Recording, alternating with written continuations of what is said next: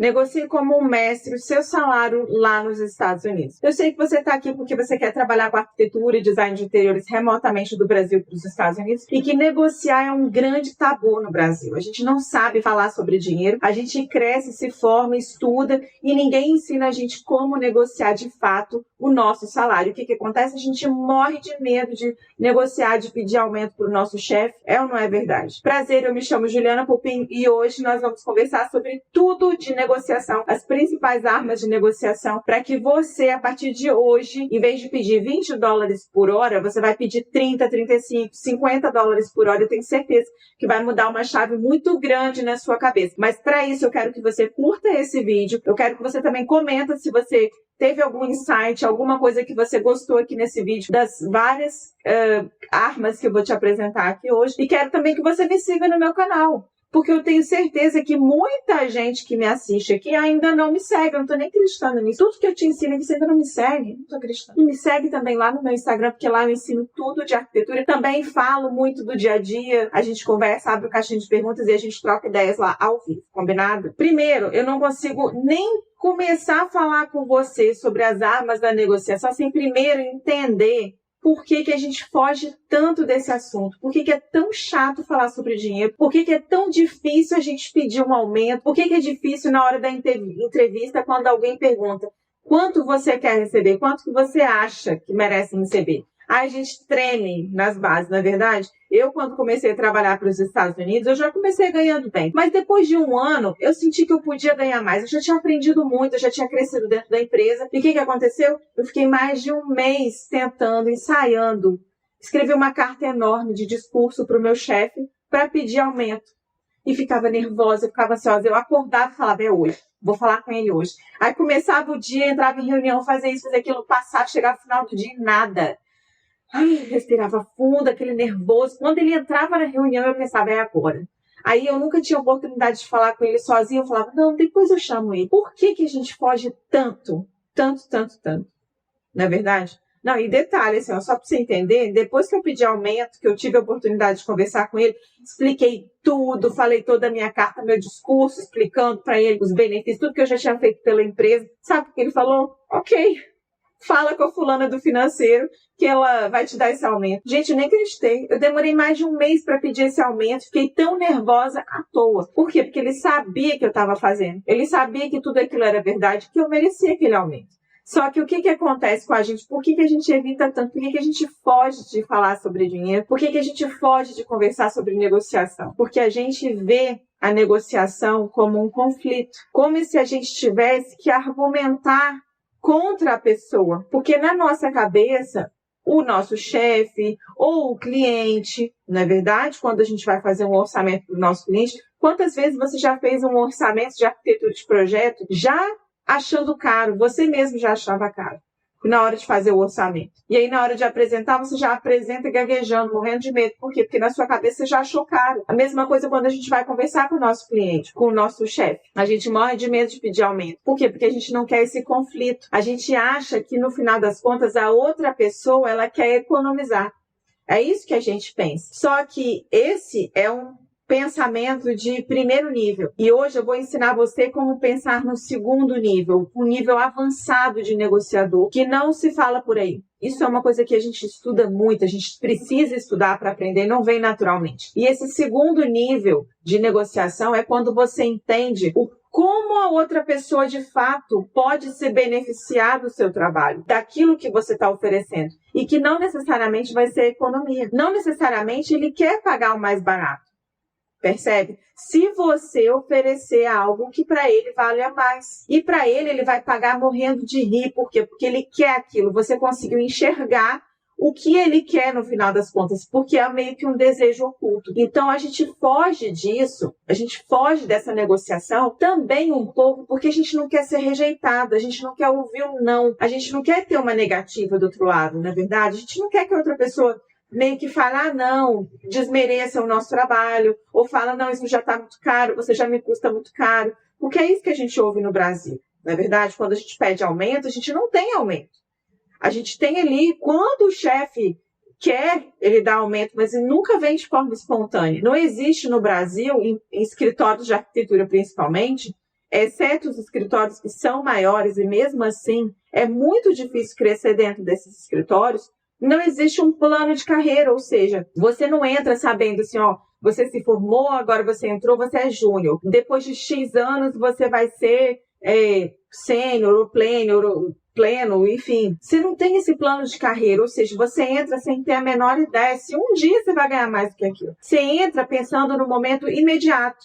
Esse valor tá bom para mim agora? Você aceita. Você não sabe quanto você vai ganhar daqui a um ano. E você sabe qual é a realidade no Brasil? Você passa 10 anos ganhando a mesma coisa. A inflação sobe, você não consegue fazer mais as mesmas coisas com o seu salário, né? O supermercado aumenta toda semana. É impressionante como está pior do que no tempo do Collor, que eu via meu pai estocando alimento dentro de casa, porque nunca sabia quanto ia estar custando na semana que vem, e aí o salário dele já não daria para comprar as mesmas coisas na semana que vem. Era uma situação horrorosa, mas no Brasil a gente está passando exatamente por essa mesma situação agora. Desconfortável, de cada semana você chegar no supermercado e o café, ele saiu de R$9, foi para 10, foi para 12, foi para 20. Agora não tem café menos de R$20, R$25, é um pozinho de café ruim. Então, ou seja, a inflação está aí. E a gente não tem esse aumento corrigido no nosso salário de arquiteto. E muito menos nos nossos projetos de arquitetura, quando você faz um orçamento. A gente não repassa esse reajuste da inflação e nem de outras coisas que aumentam os custos da empresa. A gente não repassa isso para o cliente. Por que a gente não repassa? Por todos esses medos, né? A gente quer fugir do conflito. Só que o que acontece? A gente foge desse conflito, que é um conflito curto e fácil de resolver, através de uma boa conversa, através de uma conversa inteligente, que é o que eu vou te ensinar aqui hoje. E aí, o que a gente faz? A gente carrega nas costas a vida inteira a insatisfação de não ter enfrentado aquele conflito, de não ter pedido aumento. A gente acaba se contentando por um salário ruim a vida inteira, por medo de enfrentar, às vezes, uma conversa que duraria 10 minutos. E aí dura uma vida inteira, dura 10 anos, em vez de você conversar por 10 minutos. Percebe como é uma escolha que parece difícil, mas quando você olha no longo prazo, ela se torna muito fácil, ela se torna uma escolha óbvia. A gente precisa enfrentar esse pequeno desafio, esse pequeno medo que a gente tem de ser rejeitado, de ouvir um não. Detalhe, você só vai ouvir um não se você não souber negociar, que é o que eu vou te ensinar aqui hoje. É claro que eu não sou uma expert em negociação. Eu vou te ensinar o que eu tenho aprendido. E eu continuo aprendendo sempre, espero aprender para o resto da minha vida. Só que eu não consigo guardar só para mim, eu quero compartilhar com vocês, porque eu sinto que o arquiteto e o design de interiores, o engenheiro também, o engenheiro talvez tenha um pouco mais facilidade para isso, porque eles são um pouco mais frios, né, emocionalmente. A negociação também envolve muito emocional. Dificilmente a gente consegue entrar numa reunião de negociação, seja ela qual for, né, seja sobre financeiro, sobre dinheiro, seja uma negociação de mudança de projeto, de qualquer outra coisa, uma negociação dentro do seu relacionamento. A gente negocia várias coisas diariamente com os nossos parceiros, marido e mulher. Com os filhos, a gente tem que negociar o tempo inteiro, porque eles ficam ali, ó, tentando, até o máximo, até a gente ceder.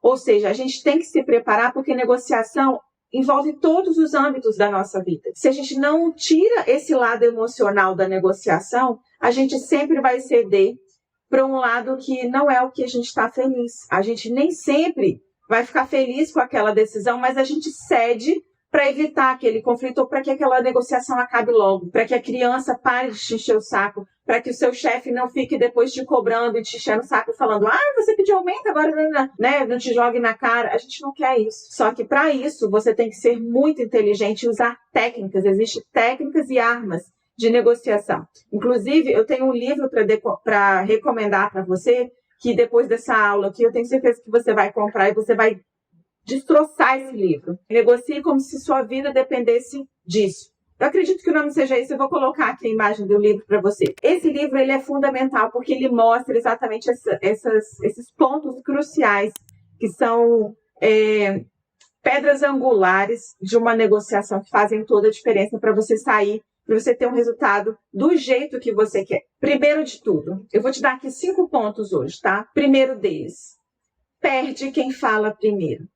Isso fez muita diferença para mim. Por quê? Quando a gente está numa entrevista de emprego, quando você está negociando o preço do seu projeto, a gente fica nervoso, né? A gente fica meio afobado, a gente não respira com calma e o que acontece? A gente fala demais. E quem fala primeiro sai perdendo. Por quê? Porque muitas vezes você vai ditar um limite de valor, por exemplo, vamos falar de dinheiro aqui, vamos focar em dinheiro. Você vai falar um valor que, às vezes, a pessoa podia te pagar mais, só que você falou primeiro. Então, vamos supor que eu estivesse vendendo esse copo aqui para você, e eu falasse assim, quanto você quer comprar esse copo?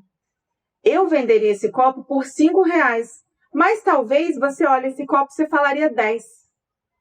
Percebe? Ou seja, se você falar primeiro, talvez você vai pagar muito mais por esse copo do que eu estaria disposta a pagar, a vender. Talvez eu venderia para você por 5, mas você falou 10, é claro que eu vou vender por 10. Ou seja, numa negociação de emprego, de trabalho, numa negociação de projeto, quando você está conversando com alguém, negociando valores, não seja a primeira pessoa a falar o valor, a falar o quanto você está disposto a receber, o quanto você está disposto a pagar, ou o quanto você está disposto a oferecer o seu projeto. Mas como que você vai fazer isso? Ju, mas como que eu não vou falar primeiro se o entrevistador está me perguntando quanto eu quero ganhar?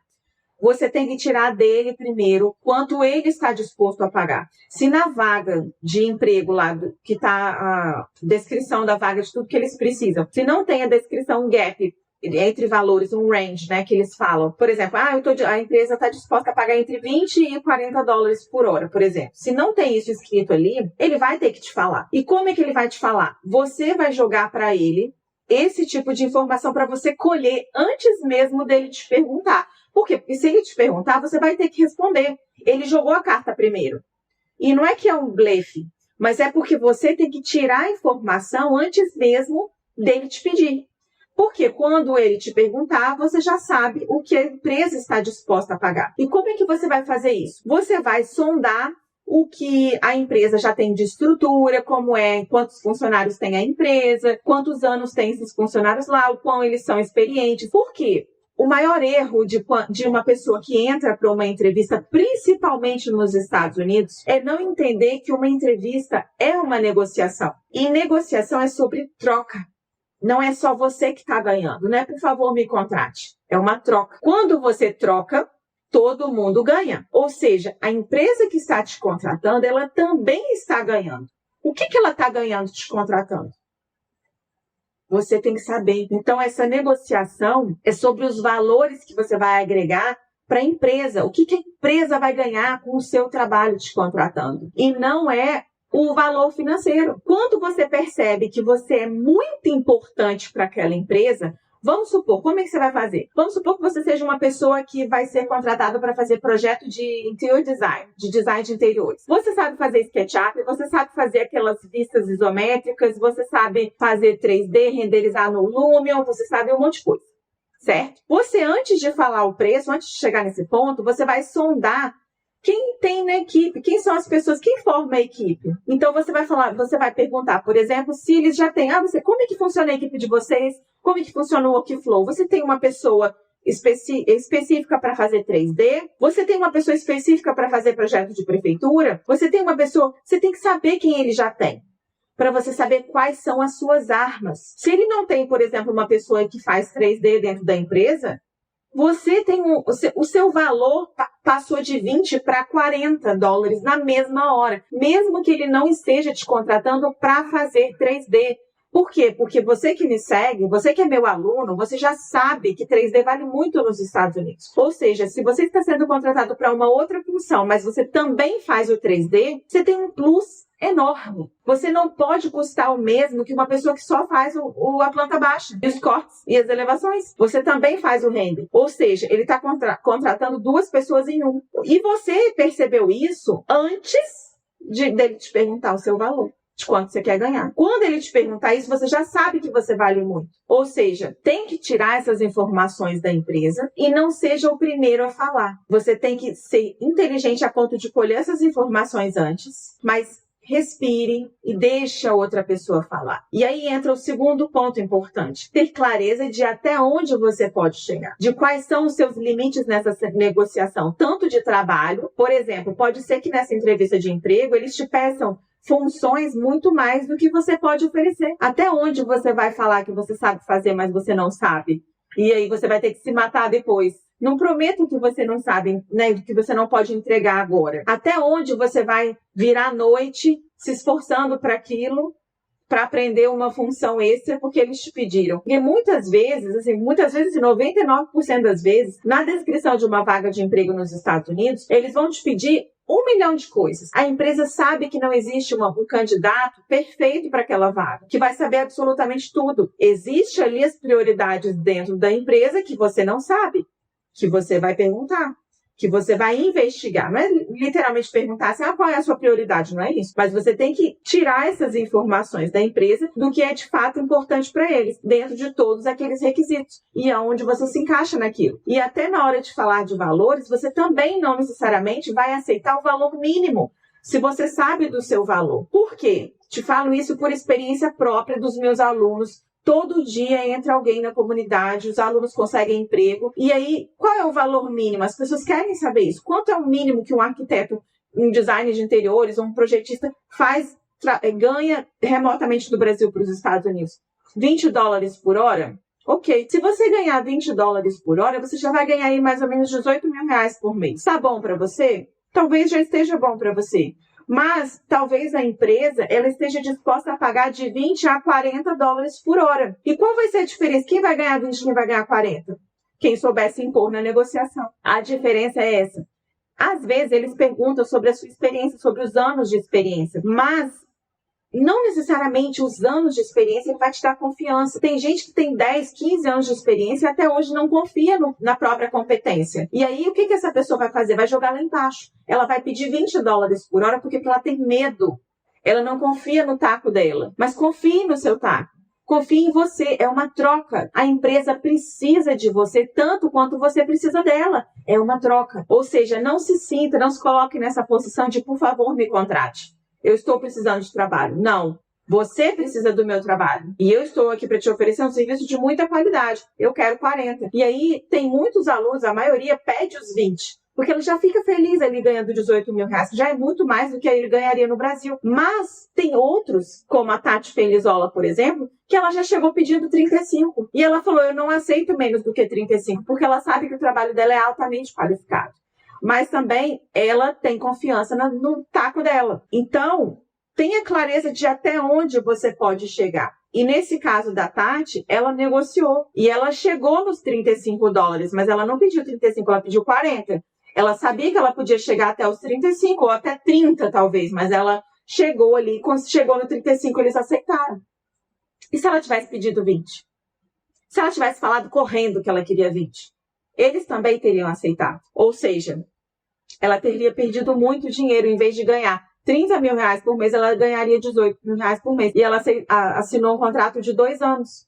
Então, ela vai ficar 2 anos tendo certeza que ela vai ganhar pelo menos R$30 mil por mês todos os meses. Ou seja, tenha clareza. Isso é importante demais. Quem fica perdido e aceita tudo, vai sempre trabalhar pelo mínimo possível. Por quê? Porque o empregador, a outra pessoa, sempre vai aceitar o mínimo possível, se você não vê o seu próprio valor. Terceiro ponto muito importante. Quem ouve mais, ganha. Quando você está numa negociação, é muito importante que você respire, que você dê pausa entre os diálogos, entre o que a pessoa fala e o que você ouve e como você vai responder. O que normalmente as pessoas fazem? Enquanto a outra pessoa está falando, você já está desenvolvendo a sua resposta, certo? Em vez de simplesmente se concentrar e processar aquilo que ele está falando, ao mesmo tempo que a pessoa está falando, você já está pensando na sua resposta. Quando ela acaba, você quer responder imediatamente, não é verdade? Não faça isso. Por quê? Porque o tempo, ele vai correr contra você. Ele não vai ser a seu favor. Por quê? Porque quem pensa muito rápido não tem tempo de processar toda aquela informação. Afinal de contas, uma conversa de negociação, ela acontece ao vivo. Você está sendo entrevistado ao vivo. Não é verdade? E se você ouve, não respira, pensa e depois você fala, você vai perder pelo menos 50% do aproveitamento daquela negociação. Fora que, fala para mim se você também não concorda com isso, quando você assiste, quando você vê uma pessoa negociando, que a pessoa fala pausadamente, que a pessoa respira, que a pessoa pensa, o que você pensa dela? A sua impressão é que essa pessoa é muito inteligente, não é verdade? É uma pessoa que está raciocinando. Você sente que a pessoa tem confiança. Simplesmente porque ela ficou em silêncio. Ela só está ouvindo. E às vezes a pessoa nem sabe o que ela vai falar. Ela está naquele momento de pausa, pensando. Quem te disse que você tem que falar atropelado? Quem que pôs isso na nossa cabeça que a gente tem que falar tudo correndo? Que tem que responder imediatamente, que isso é o melhor jeito? Que você é mais inteligente se você responder rápido? Não faça isso. Quem ouve mais tem tempo de colher mais informações, tem tempo de absorver tudo, processar aquela pergunta, aquele comentário, respira, pensa e responde. Sem pressa, sem pressa. Não tenha pressa de querer ser afobado e mostrar que você sabe falar rápido, que você sabe inglês fluente. Isso vai acabar te embolando. Vai ser um tiro no pé, vai ser o contrário. Tudo que você imagina vai ser pior. Ou seja essa pessoa inteligente, que a outra pessoa vai ter essa impressão de você.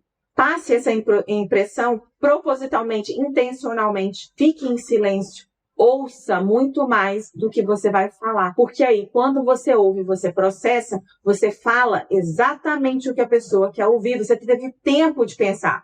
E não falou tudo atropelado.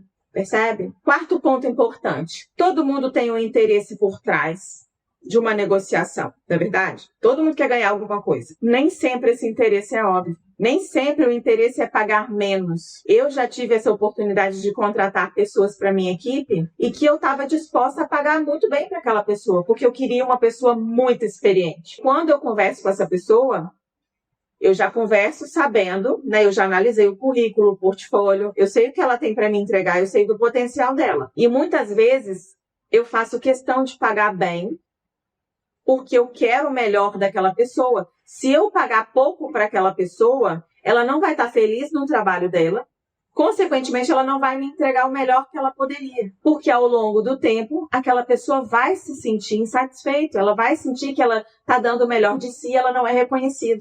Então, dependendo do cargo que a pessoa vai exercer na minha empresa, eu faço questão de pagar uma pessoa mais experiente. Existem basicamente, dois tipos de pessoas que você pode contratar para uma equipe. Isso eu estou te falando do ponto de vista de quem vai te contratar, do entrevistador. O júnior e o pleno, o sênior, que já vai ser uma pessoa com mais experiência. O júnior, ele vai custar mais barato para mim, mas eu vou ter que treinar essa pessoa. Eu estou disposta a treinar essa pessoa dentro da minha empresa? Nem sempre. O pleno ou sênior, se for ainda mais experiente, ele vai de cara me custar mais caro, talvez o dobro do que o júnior. Mas ele vai chegar me dando as respostas que eu preciso, os resultados que eu preciso. E talvez o júnior vai me fazer perder dinheiro porque eu vou perder tempo. Eu quero uma pessoa mais experiente. E você não concorda que se você paga uma pessoa pouco, você sente que ela não é tão experiente? Se a pessoa chega te pedindo pouco, ela parece que não tem experiência. Se eu quero contratar uma pessoa que é pleno, que tem muita experiência, que sabe tudo, que é tipo a pessoa 10 de 10, que vai me entregar o melhor do melhor, que ela tem muita experiência naquilo que eu quero fazer. Essa pessoa, se me cobrar 5 mil reais, tô falando valor aleatório, tá? Se ela me cobrar 5 mil reais, eu estava pronta para pagar 10. Se ela me falar que ela está disposta, que ela quer receber 5 mil reais por mês, eu já vou chegar achando que ela não sabe tudo, percebe? Então, você precisa enxergar o seu valor e precisa enxergar o que o desejo oculto do outro, de quem está te contratando, que não necessariamente vai ser pagar pouco. Tira isso da sua cabeça, que a outra pessoa quer te pagar sempre o que vale menos, quer pagar pouco. Nem sempre vai ser assim. A gente muitas vezes prefere a pessoa experiente do que um júnior. E se você contrata uma pessoa pedindo que ela seja experiente, você sabe que ela vai te custar mais caro. O empregador, ele sabe que ele vai pagar mais caro. Ou seja, não jogue o seu valor lá embaixo. Não seja essa pessoa que se subestima, mas tenha essa visão de entender o que ele espera de você, o que a vaga pede de você e o que ele quer que você entregue. E se você é essa pessoa que vai entregar o seu melhor, por que você vai jogar lá $20 por hora? Por que você vai jogar seu valor lá embaixo? Se você entender, você vai jogar lá em cima. Tenho certeza, gente, eu tenho certeza que sua cabeça está explodindo agora. Eu quero que você comente aqui, fala nos comentários se a sua cabeça não está mudando completamente a sua visão de como é uma negociação de entrevista. Eu tenho certeza que vai mudar a sua cabeça. Mas tem uma condição. Curtir esse vídeo, tem que deixar um comentário aqui que eu quero saber o que dessas 4 que eu já te falei. Qual ponto desse foi o que mais explodiu a sua cabeça? Você falou assim, nossa, isso para mim mudou tudo.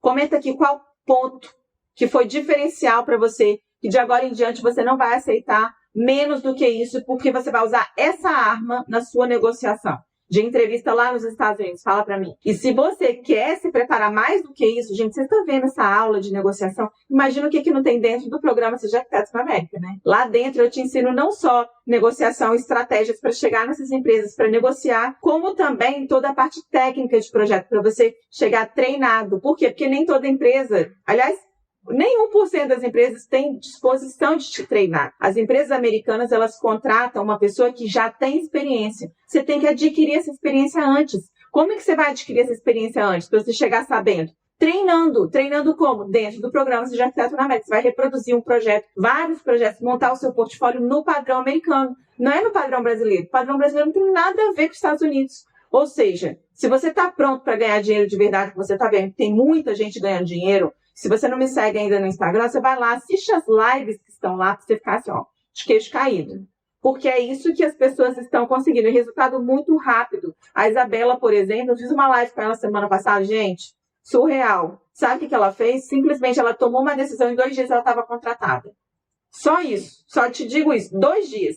Uma decisão, ela estava contratada. Ou seja, você só precisa estar no lugar certo. Se você está pronto para entrar no programa Seja Arquiteto na América, o link está aqui na descrição, tá bom? Mas calma que ainda tem o último ponto, que é o meu ouro. É uma percepção muito pessoal minha, mas que eu tenho certeza que também vai fazer muita diferença para você, que é uma arma que eu uso muito nas minhas negociações, principalmente nos meus relacionamentos, mas que você também vai poder usar na sua entrevista de emprego ou com o seu cliente. Quando você tenta impor para outra pessoa o seu pensamento, o seu desejo, a sua necessidade, você sempre vai perder. Sempre. E eu aprendi isso da pior forma possível. Eu aprendi primeiro no meu relacionamento com meu marido. Meu amor, se você estiver me assistindo aqui, ó, para você, ó, te amo. O que eu aprendi com ele? Que se eu falar não para ele, ele vai querer fazer exatamente aquilo que eu tô falando. E as minhas filhas, mais ainda. Se eu proibir, aí que elas querem mesmo. É impressionante como as crianças gostam de questionar a nossa autoridade. E marido também, todos os nossos relacionamentos, e na entrevista também, no seu relacionamento de empresa também, quando você já estiver trabalhando para os Estados Unidos. A gente tem que ser muito inteligente. Quando você quer, por exemplo, que o seu marido lave a louça, se você virar para ele e reclamar que ele não está lavando a louça, você já chegar reclamando que você é um preguiçoso, que você não faz, que você não me ajuda em nada, o que ele vai fazer? Ele pode até lavar a louça, mas sabe como é que ele vai lavar a louça? Puto da vida. E aí, no dia seguinte, você vai ter que falar de novo. Por quê? Porque ele tá puto, ele não quer fazer para te ajudar. Ele tá puto porque você já rotulou ele logo de cara. Você já perdeu ali na negociação. E negociação, como eu falei, ela tá em todos os nossos relacionamentos. Desde dentro de casa até no nosso trabalho, tudo que cerca a gente. E como é que você vai fazer de agora em diante? Você vai primeiro, em vez de brigar, você vai validar o que a outra pessoa pensa. Gente, isso é de uma sagacidade que eu tenho certeza que vai mudar demais a negociação de vocês no dia a dia de relacionamento de vocês com todo mundo que cerca vocês. Em vez de você brigar, você vai validar. O que é validar? Em vez de você reclamar, como eu falei, você vai primeiro falar, meu amor, eu entendo que você também está cansado, você chegou do trabalho agora, eu entendo que você teve um dia difícil, você está validando aquilo que você sabe que ele também está cansado. Não é só você que está cansado, ele também está. Só que aí você vira e fala assim, meu amor, eu sei que você está cansado, que você está isso tudo, tal. Eu sei que você teve um dia difícil, Mas, poxa, eu tô tão sobrecarregada, eu tô ficando tão esgotada. Você pode me ajudar com essa louça? Nossa, você vai me ajudar tanto. A gente podia dividir melhor as tarefas de casa. Se você me ajudar, de repente, com isso, eu posso te ajudar com aquilo. Negociação é troca. Troca. Meu marido reclama todo dia que eu não arrumo a cama. Eu odeio arrumar a cama. Ele sabe disso, que eu odeio arrumar a cama. E aí, às vezes eu tenho que negociar. Às vezes a gente tem que fazer isso, uma troca. Tá bom, meu amor, eu arrumo a cama. Então você me ajuda com aquilo outro? Você me ajuda com o dever de casa das meninas? Então eu dou banho nas meninas, você faz a janta? Cara, negocia, troca sempre. Mas sem julgar o outro primeiro, sem rotular o outro primeiro. E da mesma forma que você faz isso no seu relacionamento, você também faz isso no seu trabalho. Com o seu chefe, com os seus colegas de trabalho, quando você tem que negociar, por exemplo, uma ausência sua. Eu vou trabalhar, por exemplo, e só que eu quero folgar um dia da semana, eu quero, sei lá, descansar, eu quero viajar, emendar um feriado, enfim, whatever. Você quer faltar um dia. E aí, só que você sabe que tem um negócio para entregar que você não vai dar conta. Você pode pedir ajuda para outro amigo, para outro colega de trabalho. Você pode pedir ajuda. Mas como é que você vai negociar com ele? Isso também é uma negociação. Nem tudo é sobre dinheiro. Você vai negociar uma troca com ele. O que você vai ganhar, o que ele vai ganhar. Vamos trocar? Eu te ajudo dessa vez. No próximo feriado eu troco com você. Vamos já deixar isso certo? Tudo é troca. Mas primeiro, você não pode simplesmente falar: eu estou reclamar com o seu chefe. Porque eu que faço tudo sozinho, porque fulano não faz nada, é porque eu que faço, só eu entrego, só eu... Não reclame, seja inteligente. Valide o que o outro faz. Olha, eu tô vendo que fulano faz muito, tal. Mas será que ele poderia também me ajudar? Porque às vezes na equipe de trabalho, a gente percebe que uma pessoa faz muito mais do que a outra. E aí você vai negociar. Porque se você chegar reclamando que essa pessoa não faz nada, você acha que ele vai te ajudar? Não vai. Você primeiro valida o que ele faz. Olha, eu sei que você está fazendo isso, eu sei que você está muito preso nesse trabalho, que está te demandando muita atenção, tal. Mas, cara, será que você poderia me ajudar renderizando isso? Será que dá para dividir o tempo com esse cliente? Negocia, mas sem chegar com os dois pés na porta. Porque senão você já chega perdendo. E esse é o meu ouro. Assim como se você, por exemplo, for comprar alguma coisa na rua, alguma coisa de muito valor, por exemplo, você vai trocar de carro.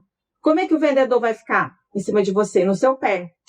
Ele vai ficar ali, fazendo a maior pressão para te jogar contra o tempo, para você dar uma resposta rápida. Por quê? Porque ele sabe que você não vai ter tempo de pensar. Então, peça esse tempo.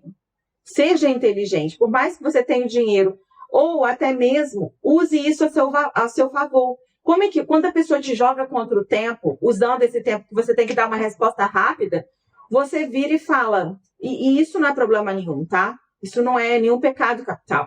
Você vira e fala: olha, eu entendo que você está com pressa, mas eu preciso analisar melhor essa questão aqui, para te dar um retorno. Não necessariamente você tem que dar a resposta na hora de valor ou de entrega, ou de qualquer pedido que a outra pessoa esteja te pedindo, te exigindo dentro do trabalho. Você pode negociar. Falar, não, e pensar. Né? Mais do que isso, mais do que negociar, você tem que pensar. Não dê a resposta atropelada. E aí você diz isso. Que você precisa pensar, que você precisa formular melhor, processar tudo aquilo. Ou numa negociação de entrevista, se a empresa falar: olha, mas eu estou disposta a pagar só $20 por hora. Você também pode falar: olha, eu preciso pensar então sobre isso, porque o que eu te entrego é muito mais do que vocês estão pedindo. Eu tenho certeza que eu vou contribuir demais com a empresa, com o crescimento da empresa. Eu tenho certeza que vocês vão ganhar tempo, vão economizar em soluções, eu tenho certeza que a minha experiência vai agregar demais, mas esse valor para mim não tá legal, eu preciso analisar aqui uma contrapartida. E talvez você não faça o 3D que você tinha prometido fazer no começo, porque ele quer te pagar menos do que... Negocie, mas tire esse tempo para pensar, não necessariamente você tem que responder na hora. Eu sei que a gente fica com medo de perder a oportunidade, mas não tenha esse medo. Porque eles precisam de você, lembra sempre disso, eles precisam de você tanto quanto você precisa deles. Negociação e emprego é uma troca. Sempre vai ser uma troca. Espero que você tenha gostado desse vídeo. Eu quero o seu comentário aqui embaixo, me falando qual desses 5 pontos que foi mais, que te abriu a cabeça, qual insight que você teve, e se você vai ou não performar diferente a partir de agora nas suas próximas negociações de entrevista. Beijo, a gente se vê na próxima. Tchau, tchau.